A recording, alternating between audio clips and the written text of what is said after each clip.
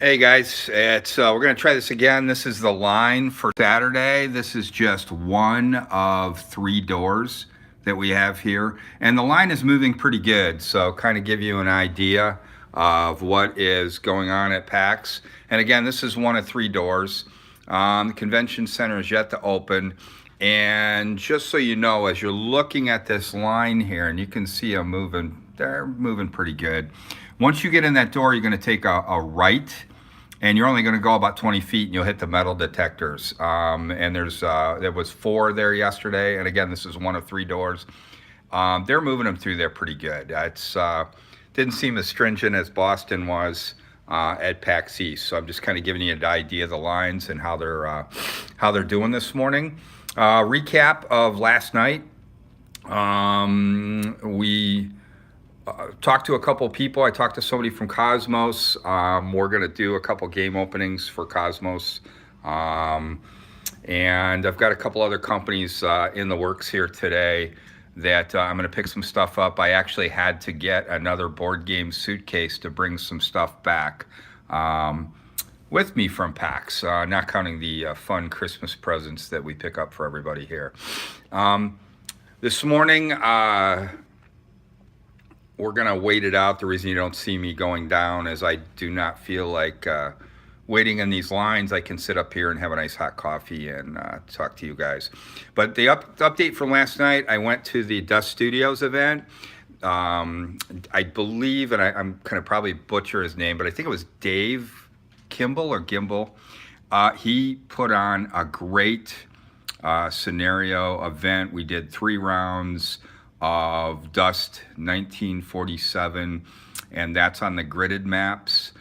For those of you that are afraid of mini games because of painting, I want you to know that not only can you buy pre-painted miniatures, but the primed miniatures are ready to go too. They have some decals on them, and they're in the Army colors. They look good. The event went well. We went 3 rounds, even though we were running late. Everybody that plays this game, it seems, is the friendliest gamers that you can find. So I highly recommend looking into Dust. When you play on the grid, it's like playing a board game. I mean, literally, it is. If you like board games, it would be hard not to enjoy this game. Definitely a lot of fun. Let you know that Dust Studios also, their Imperial Japanese is out. They're out, is out. They were just released at the convention. The Imperial Japanese look awesome. And last night there were a couple players with Japanese, and those ninjas were kicking butt last night. So they were doing quite well. If you want to know how I did with Dust, I was I got a couple prizes, let's say, at the end of the convention. The Mythos didn't do too bad. I won against the Allies, but I did not take a win against the Mercenaries, and I did not take a win against the SSU. In fact, the SSU player was really good. It was little me taking on a guy who's played for a while. He's got a great army. But overall, I did take home a couple prizes with the points. I think if I could have continued the mercenary game, I might have won it. We had to stop because of time limit, and she definitely had me by points at that point. That was Caitlin, and she works with Dust Studios. Great person. She was very helpful. It was my first game I hadn't played in about 3 months. It was about my 4th game under my belt. And she was quite helpful and very patient with this old man here in playing. We did get a chance to talk to Battlegrounds, somebody from Battlegrounds, before the event started last night. And they said that they would have some Keyforge in stock today. They will not guarantee a lot of it. With the Saturday crowds, they said this morning they're expecting before noon the entire hall to run out of Keyforge again. So for those of you looking for Keyforge, my understanding is the distributors have shipped. There's stock going out, but it's still being sucked up. When it comes to Keyforge, remember one thing: even though this is not a collectible card game, the vast majority of the players are collectible card game people. So they're used to buying a deck, and then they're used to buying booster packs. And since these decks are all unique and different, the vast majority of these collectible card game players, it is not unlike them to just buy 4 or 5 decks till they get a deck that they like or a deck that they want. So for this game to run out, and kind of the first game of its type like this, it's not really unheard of. It's not unfathomable, because if you don't like the deck you're playing and you'd like to collect something different, since you can't mix the cards, what you're going to do is just go buy another deck. And so that's the first factor. The second factor is it's $10 a deck. I mean, I think they could have done a price point at $12.95, $15, very easy on this, and still be getting the same sales. Now, that's probably a bad thing to say, because we all know that Fantasy Flight's going to think about that when they do another release. But at that price point, it's a great entry. So it is cheap enough to be, at this time of the year, stocking stuffers and Christmas presents. So there's the second sellout reason. And you have to take some of that into account. There are people out there, and as far as an investment goes, there are people out there right now that are buying the booster boxes that have the 12 decks, and they're putting those online. Now, I can see on eBay prices right now, still as of this morning, I see decks actually selling, a single deck selling for $39. That is 4 times the retail price. And you're going to have a lot of the community that says, don't participate in that. Don't take part in that investment. But that's, if you think about it, it's the way it's supply and demand. It's the way the world goes around. So if you have something that somebody wants, you can price it at whatever it's going to sell for. And until they can get enough of the product in the market, I think you're going to see that. Now, I do see decks out there selling for, on eBay, Amazon, $12.95, $14, free shipping. You got to figure they're going to pay $3, $4 for shipping, so they're getting their retail price on their pack. But again, looks like the going rate for a deck of Keyforge right now, from what we see here, is they're selling resale, unopened packs, $15 all day long. So if you can get your hands on a booster box of decks, which contains 12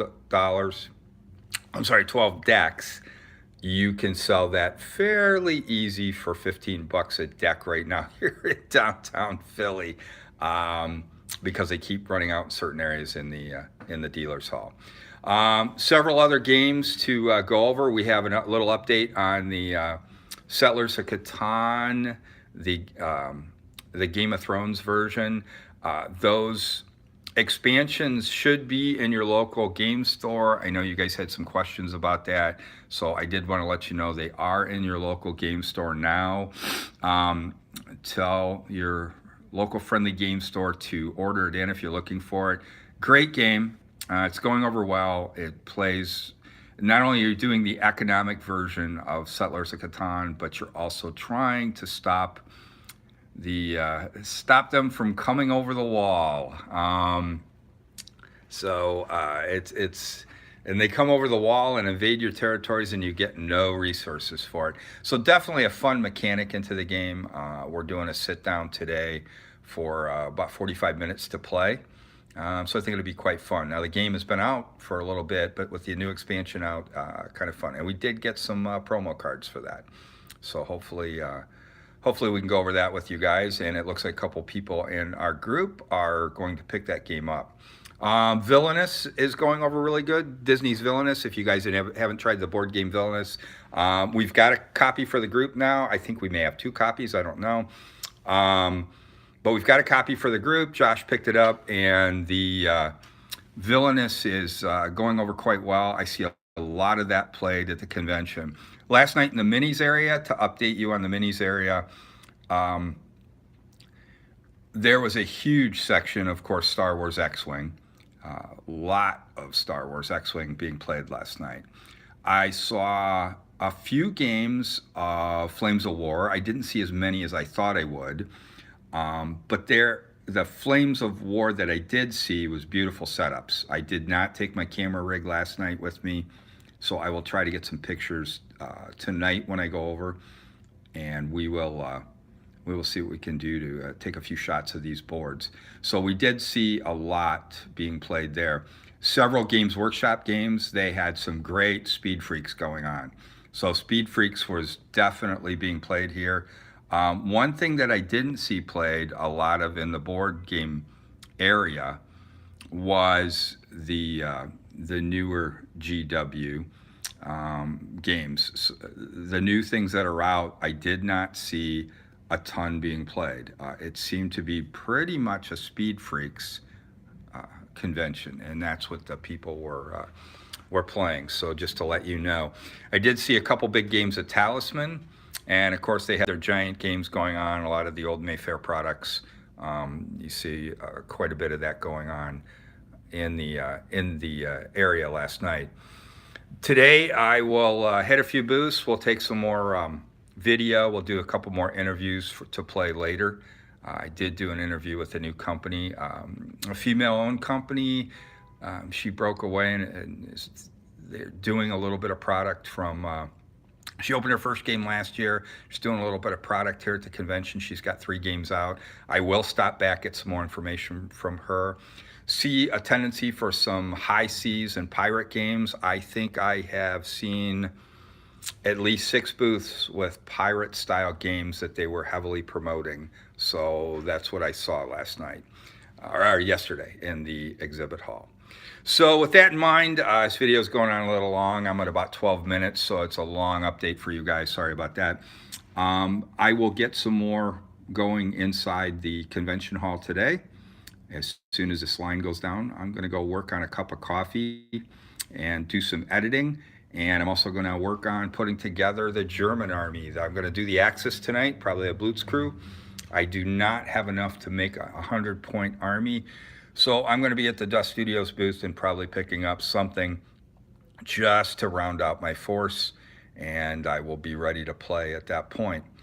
Other than that, I hope you guys are enjoying this. If you have any questions, feel free to put your comments below. Don't forget, if you're looking at this video, if you're watching any of my videos, please hit subscribe. That'll really help.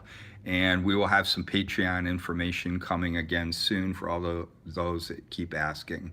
One of the questions I do have here, and I will let you know, Justin, the line yesterday was not this long. No, I walked pretty much deliberately right in that door and right up about half hour ago. This line started forming about 20 minutes at most, maybe 15 minutes before the actual expo hall opens up to get in.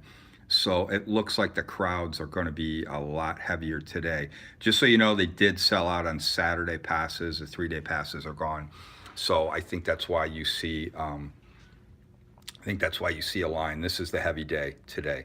So just to let you know, no, it wasn't that long on Friday. And Barry, I do not have any word on if they are going to add a day Thursday to next year. If with PAX, to be honest with you, we probably wouldn't hear that till mid-year, would be my guess. There's no word inside as to whether they would add a day to this convention or not. I know if they did, I would definitely come. I think this is going to be one of the new big ones. It's very, very popular, and you see a lot of selling here. Yes, Justin, again, BGG, I do see some people here. I did not see any of the Beasts of War crew, but that doesn't mean they're not here. I just probably am not in the same area as them. I'm sure they're here, and you will see some videos from somebody for Beasts of War. They will probably be doing some interviews. The BGG crew was here. I do see a lot of math trades, and I do see a lot of trades from BGG Con taking place in the hotel. As a matter of fact, as I came up from getting more coffee, 2 guys in the elevator were doing a huge trade. They were going back to their room to trade off some games. So lots of trading going on here. For those of you that go to a convention, good place to get rid of your wall of shame with all the games that you don't play. So with that, I'm going to take off. I will try to update a little later. Thanks, guys. I appreciate all your support. And I'm going to go have some coffee and wait for that line to dwindle a little bit before I go in. All right, take care. And don't forget, I will see you across from the table very soon.